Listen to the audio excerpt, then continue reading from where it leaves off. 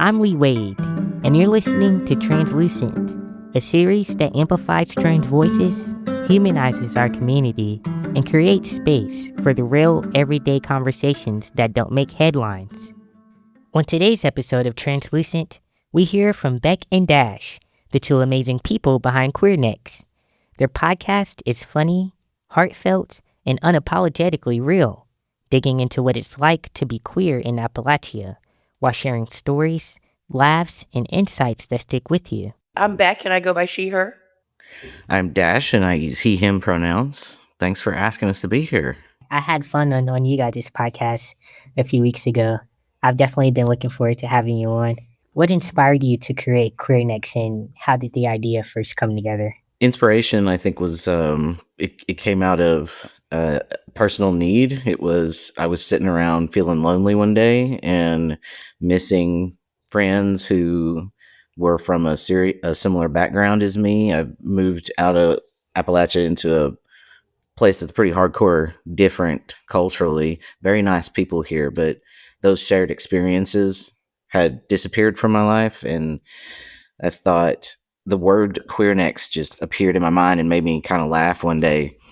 And I don't know, it just, as soon as it formed into something that I thought we should put on the air, Beck is the first person I thought of, the only person I thought of, like, who could make this project entertaining for people. Like, just knowing that the way we've been friends for 12, 13 years now, and just knowing that our friendship has been like that, has been intellectual and fun and caring and all that at the same time.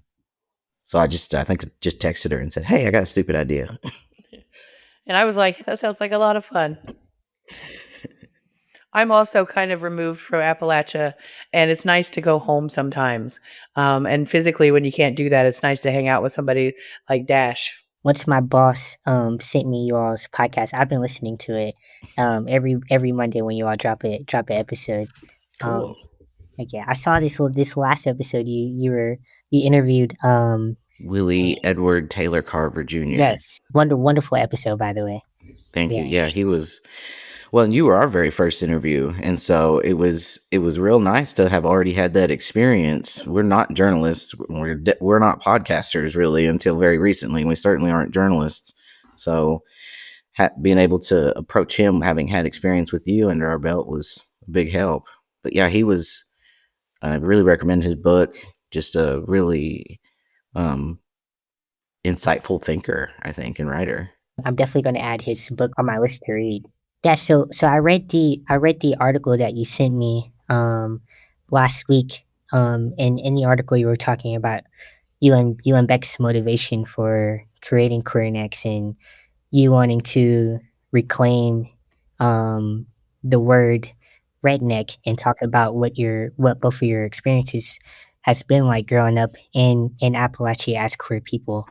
So my second question for you is, can you share a moment when you realized that there was a real need for queer Appalachian voices to be amplified or heard in public media? Well, that goes along with the thing that was missing from my life in terms of community, is that wasn't out there, that wasn't accessible, that's not on the air, it's not on TV.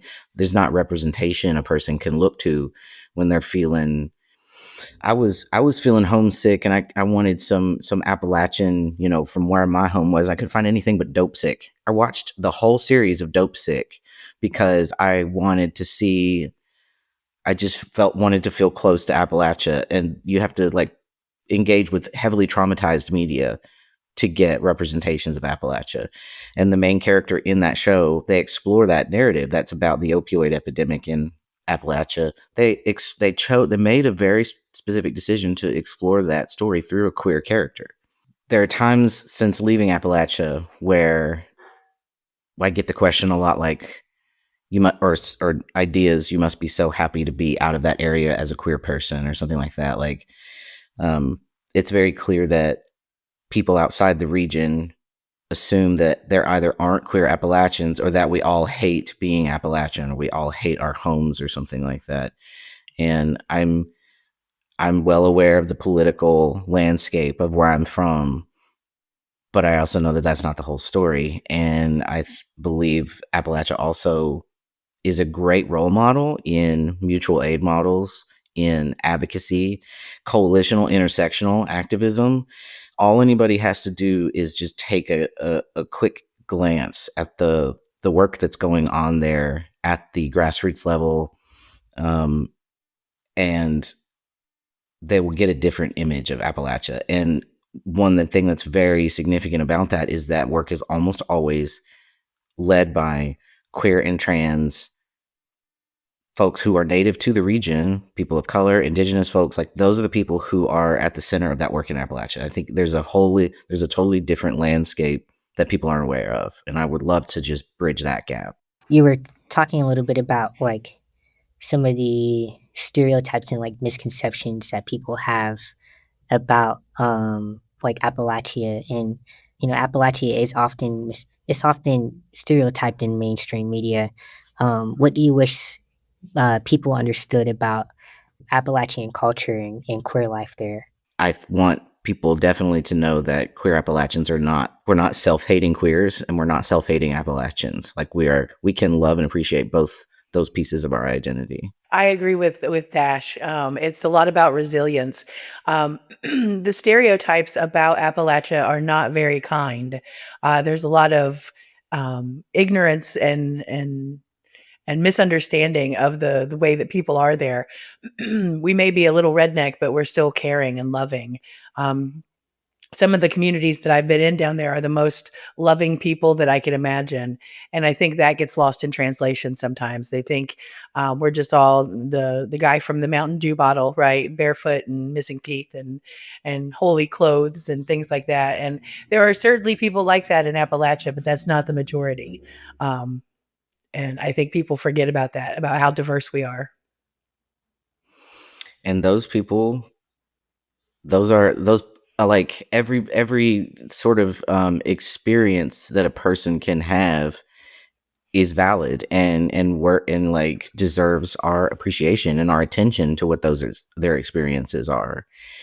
um there's a long history. There's a great book I recommend to just about everybody who wants to learn more about like the history of the social construct, the social cultural construct that the Appalachian region is, how it's different from the mountain chain. Nancy Eisenberg wrote a book called White Trash: The 400-Year History of Class in America. And it's comprehensive. If you're a history person, you're going to love this book. And she traces this lineage of the construct of white trash as disposable, as disgusting, as less than, and that you can still see that very clearly today. So you'll see a phenomenon this is visible clear as day on social media or in regular media and news media. Say there's a natural disaster or some tragedy befalls a region in Appalachia. The wider majority discourse will be, well, they deserved it, essentially. This is what you get when you do this or that, when you, like, somehow any decision that a person could make could warrant a mudslide that kills, what was it, 30 children or something. And so we're just really ready as a country to cheer on the misfortune and punishment of this entire region. And I think a lot of us haven't really critically examined why that is, why we're so willing to do that. And just like with any other form of unlearning and doing the work and whatever you want to call it, it's uncomfortable. You have to question some assumptions you have, and some things, like any other bias, it's just stuff we didn't ask to know, but we do know it. And we have to take ownership over that and examine and deprogram. No, yeah, I definitely agree. There's a lot of things that we grew up, learning just from the people around us about different cultures and different people that, we do have to begin exploring and unlearning and relearning in order to move forward as a country, as a society. The thing is that most of us are, when we grow up, we're around a lot of people that look like us usually. And so when we learn about other people that are different from us racially or socioeconomically or whatever, it's basically secondhand information. And so there's an example that I use when we're talking about this in class. There was a group of 3-year-olds, and they did some testing and questioning, and they asked them to describe a Native American. And these 3-year-olds didn't have any idea what they were talking about, right? And then they asked them to describe an Indian. And because they had all seen Peter Pan, they were able to describe the Indian and the stereotypical feather in the cap and all of those kinds of things. And I'm not saying that 3-year-olds are prejudiced or anything, but the foundation for some of the things that we believe, some of the stereotypes that we have, really do come from socialization at that such an early age. And that's one of the reasons you have to think twice about some things, because it's still perfectly acceptable to make a joke about a hillbilly or a redneck or yeehaw or whatever, and that's really, there are real people living those lives and those identities. And we wouldn't allow that. We wouldn't allow racist jokes or anything like that, but we absolutely allow classist jokes all the time. So You can look up redneck or hillbilly costume on Amazon. And that I did that for an article that I was writing once, and it was, man, very illustrative, the results for that. I bet. Um, Though, have you ever seen the American parties that they throw in like Germany and Sweden and places like that? yes, and I love that. Yeah. It's so funny. It is, but it's a lot of redneck culture that they It bring is. into it. Yeah. Yeah, like around the world, we like Appalachia or rednecks or whatever. We are the pejorative of America. The and that, I think, also comes back to whiteness, to hegemonic whiteness, because hegemonic whiteness is both ashamed of white trash, but also heavily depends on the continued existence of white trash so that it can be responsible for racism. It can be responsible for the perpetuation of, or even owning all of the historical sins of racism. And that way, capital W, whiteness, proper white people, as they see themselves, they don't have to ask themselves whether they're racist. They don't have to question their own assumptions, because they're never going to be as bad as they've convinced themselves and the rest of the world white trash is. And none of this, by the way, anybody listening, is to say that there is not hardcore racism in Appalachia or in red states or anything like that. We know, we absolutely know. In fact, we know our history better than anybody else has ever had to examine their own history. What would you all say that listeners should take away from Queernecks, like, just about their assumptions? There's this respectability politics on my mind that makes me want to say, I hope that they change their mind about what we're like, right? And they learn that we can, be college professors or whatever. I definitely love the work that you two are doing with Queernecks, and I think a lot of people listening would also love it. What I love so much about Queernecks is, like, you all have genuine conversations about anything, and then there's these like punches of humor that come out in different parts of the episode. How do humor and storytelling help you challenge misconceptions or biases about both being queer and around the redneck identity? What I have found is that when you can make people laugh, they like you a lot, usually. And so I learned as a young kid that that's a good way to make friends and that kind of thing. And the humor, it's just part of who I am. I can't help go 5 minutes without making a little jokey joke. Um, even about the most serious things, because sometimes you just need to break the tension or whatever it is, and there's ways to make jokes about things, as long as you're aware and culturally sensitive about things. There's ways to make jokes about almost anything. But it really does help people like you more. And then that was always my strategy: get people to like me for who I am, and then let them figure out I was queer, right? So there was a lot, because my parents, they ran a bingo hall for a long time, so I had a lot of older people in my life, because that's usually who plays bingo. And so they would like me as a person, and then eventually find out that I was queer, and then, oops, it's too late, you already like me, haha. No take backsies. Yep. Well, and that's also playing into that, like, most people are in practice, are less concerned with people who are different than them, than with differences, right? They're less bigoted than they may think they are to begin with. I don't know if that made any sense. Given forewarning, a person who knows, for instance, that I'm transgender and they're going to have to spend a lot of time with me or be in the bathroom with me, they may think about a lot about that, and they start to try to solve problems that haven't appeared yet. They start down this slippery slope of what if this and what if that, and by the time they get into the situation with me, and I'm just a normal person who happens to have this one difference from them, the damage is done. And so it's harder to backtrack to a place of where we have a lot more in common than different once you've made it all the way down that slippery slope. And I think the fastest way to build rapport with somebody is with humor. Because humor almost always comes from a safe place, but like humor is messy. It can say whack stuff, like jokes they kind of push boundaries and stuff. And so to be able to even joke with someone, you have to be in a safe place together, because otherwise it doesn't work. You're not going to do it. You're not going to sit with somebody and let them make jokes about something unless you have come together a little bit. And that's just kind of who we are too. Like everybody I know back home, humor is very important to them. Humor is very important to my dialect. My dialect in particular, my native dialect, is very euphemistic. It's very jocular. It's very much like wordplay and puns. It's like central to how we even build and maintain community. Yeah, I love the way that you phrase that, and I was just thinking about the way that you two were talking about humor, like like in my upbringing as well. Humor is how we got through some of the darkest moments, and struggling with things day to day. Just making jokes to feel in community with each other, and I think humor is also a tool of resistance. It's humor can be kind of revolutionary.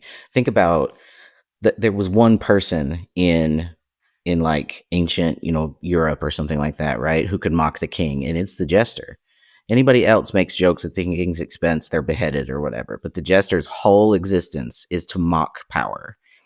And so sometimes I'll sort of proudly identify as a clown, especially in moments where I hold a privileged identity, right? If I'm going around into spaces where advocacy needs to happen and I'm the white guy, yep, I'm making fun of the biggest, dumbest thing I can find.